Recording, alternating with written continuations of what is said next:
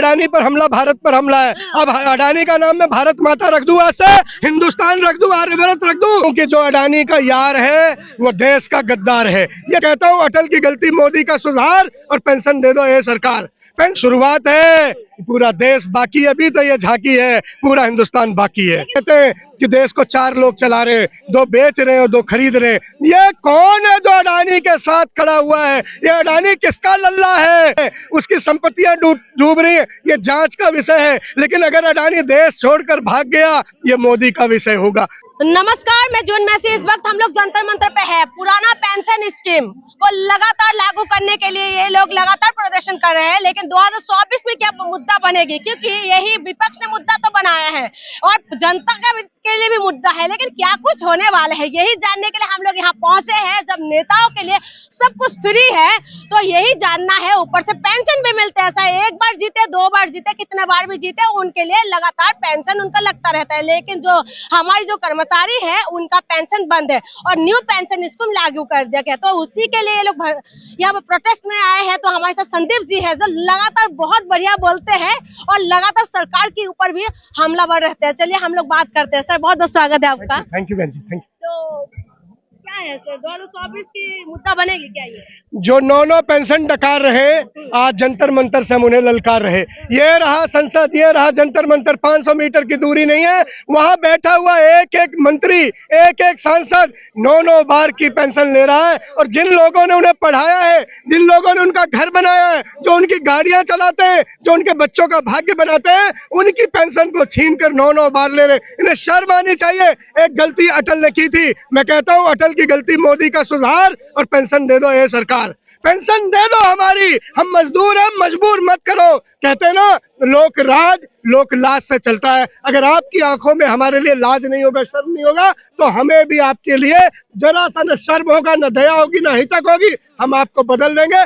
24 तैयार है, हम भी तैयार हैं। तैयार है बिल्कुल। ये बताइए सर, लेकिन 2024 के मुद्दा बनेगी आपका? आप कह रहे पेंशन नहीं तो टेंशन दे रही है सरकार, तो क्या सरकार को हटाने के मूड में है क्या? जाहिर तौर पर देखिए, हमारा निशान किसी दल का निशान नहीं है, हमारा निशाना ओल्ड पेंशन है। जो भी पेंशन देगा उसे गले लगाएंगे, हम राज तिलक करेंगे, आरती उतारेंगे, उसकी भक्ति करेंगे, उसका झंडा उठाएंगे, उसका प्रचार करेंगे। क्योंकि बुढ़ापे का सहारा, बुढ़ापे की लाठी जो देगा उसी के साथ हम मजबूती के साथ करेंगे। हमें निशान से मतलब नहीं है, हमें इंसाफ से मतलब है। इंसाफ मिला कि नहीं उसी में? जाहिर तौर पर एक परिवर्तन की लहर चल रही है। आप देख रहे हैं हिमाचल प्रदेश में बड़े घमंड में थे बीजेपी, बहुत प्रचंड घमंड में थी, लेकिन कर्मचारियों ने उसका ताज, उसका राज खींच लिया। अभी शुरुआत है, पूरा देश बाकी है, अभी तो ये झांकी है, पूरा हिंदुस्तान बाकी है। खो तो नहीं जाएंगे?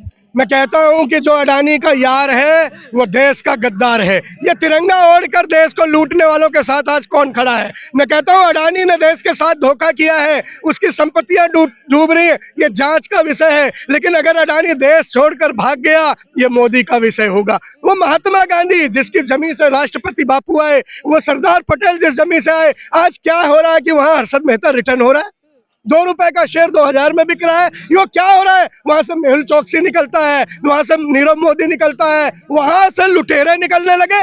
राहुल गांधी जी बहुत बढ़िया कहते हैं कि देश को 4 लोग चला रहे, 2 बेच रहे हैं और 2 खरीद रहे हैं। ये कौन है जो अडानी के साथ खड़ा हुआ है? ये अडानी किसका लल्ला है? ये अडानी किसका भाई है? अडानी किसका बेटा है? अडानी की हवाई जहाजों में सफर कौन कर रहा है? 1,87,000 करोड़ रुपए LIC के शेयर किसने खरीदवाए? उस शेयर में इन्हीं मजदूरों का, इन्हीं अध्यापकों का, इन्हीं गरीबों का, इन्हीं लोगों का पैसा लगा हुआ था। वो पैसा कहाँ गया? कल तक जो नंबर 1 पर राज करने की तैयारी कर रहा था, आज टॉप 10 में भी नहीं है।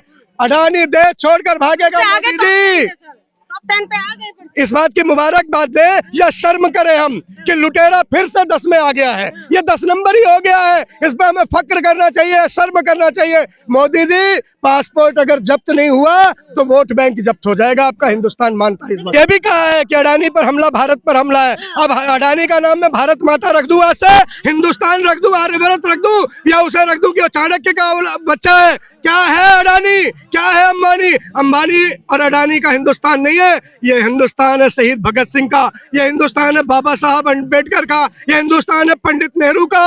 और ये देश को जन्म देने वाली इंदिरा गांधी का देश है। ये कायरों का, गद्दारों का, लुटेरों का नहीं है। मैं तो आह्वान करता हूँ युवाओं का कि छाती में अब जोर भरो और जो चोर है उसे चोर कहो, जो चोर है उसे चोर कहो। एक लास्ट सवाल है सर, ये बताइए कि कांग्रेस की बात आई, इंदिरा गांधी की बात कही है, जो इंदिरा गांधी का शहादत हुए थे, वो कह रहे हैं वो शहादत नहीं है, वो हादसा था। मैं कहता हूँ ऐसे हादसे अगर होते हैं तो इनके साथ क्यों नहीं होते। कुर्बानी देने का अगर किसी ने, मैं कहता हूँ इस देश में जो लहू की आंधी है वही महात्मा इंदिरा राजीव गांधी है। ये लहू की बारी जब आती है तो गांधी परिवार की ओर उंगलियां क्यों उठती है। लहू से देश को सींचने की बात आती है तो महात्मा गांधी, इंदिरा गांधी, राजीव गांधी क्यों नहीं आते। क्यों नहीं कोई गोडसे आता, क्यों नहीं कोई अटल आता, क्यों नहीं कोई अडवाणी आता, क्यों नहीं कोई आरएसएस का संगी कंगी आता। जब खून से देश को सींचना होता तो गांधी ही क्यों आता है। एक बार फिर गांधी निकला है, एक बार फिर गांधी देश को जोड़ने निकला है। मैं कहता हूँ कि देश का इस्तकबाल बदलेगा और बच्चा बच्चा बोलेगा। और मैं कहता हूँ मेरा ना निशान है, कोई निशाना है, मेरा इंसाफ है कि गरीबों के, मजदूरों के हक को मारने वाली ये पेंशन जिसने बंद की है उस पेंशन को चालू करो। धन्यवाद सर, थैंक यू। तो